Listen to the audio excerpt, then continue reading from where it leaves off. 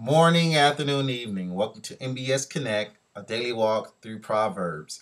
And today is actually day 24, and our topic for today is actions that reflect our beliefs. And our lead verse comes from Romans chapter 14, verse 23.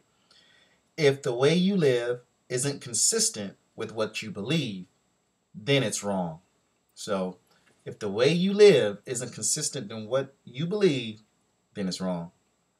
And our daily walk starts off with, as Christians, we must do our best to ensure that our actions are accurate reflections of our beliefs. Our theology must demonstrate not only by our words, but more importantly, by our actions. In short, we should be practical believers, quick to act whenever we see an opportunity to serve God.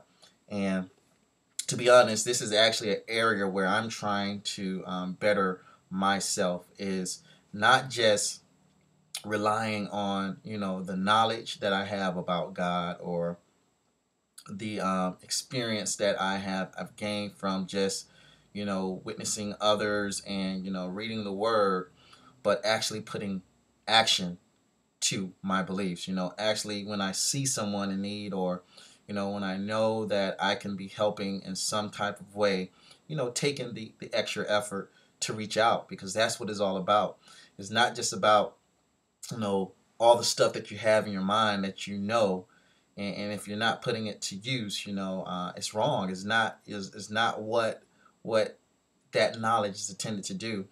Zig Ziglar actually has a quote that's saying that it's not just about what you know or the knowledge that you have, but it's how you use or what you use that makes the difference. So it's what's about that knowledge, or what is it, or that skill set that you're actually applying, that you're actually walking out and using to make a difference, versus just hoarding all that knowledge. And when someone could probably use that wisdom, or use your help, use your insight, use your finances, use whatever it is that you can help someone out with. That's, I think, is not just a challenge for myself, but a challenge for all of us, is to just walk out our beliefs.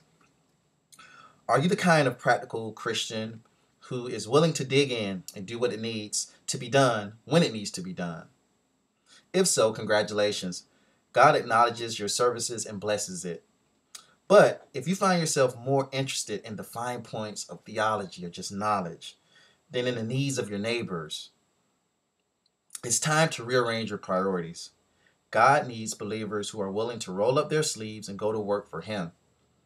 Count yourself among that number. Theology is a good thing unless it interferes with God's work, and it's up to you to make certain that your theology doesn't. So that's a big challenge, that we just don't let what we know about God, what we know about life, what we know about, our careers, our trades, or whatever it is that we have that knowledge of. If we just don't let that, interfere with what God has for us and what God wants us to do, which is reach out, help our neighbors. If it means going to your local assisted living or a retirement home, and and speaking and spending time with our senior citizens, or going to a local soup kitchen or place where they're feeding the homeless people, or if it's reaching out and trying to mentor a young child or teenager, to try to help them walk in the right path, and and just help them through that most crucial part in their lives,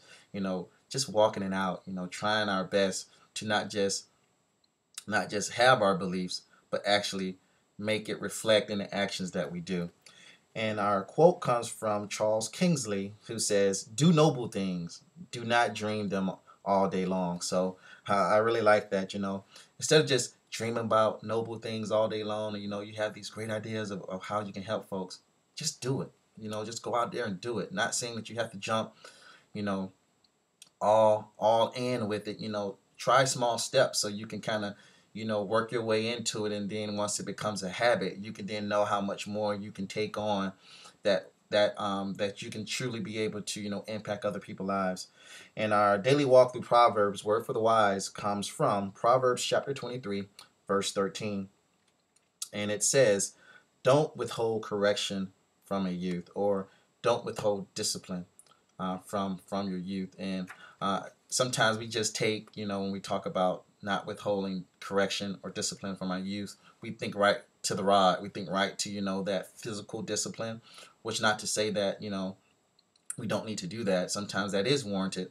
But I also want us to think about discipline and correction in the sense of, really truly things that they know to be true and things that are in the word, being able to use that as a correcting measure, using that to discipline them, just by letting them know the things that they know to be good and right, that, they have to act on that. And when they don't do it, making sure that we hold up that measuring tape, or show them where they're missing the mark, and let them know why it's important that, they don't do whatever it is that they are doing. So take that for what it is.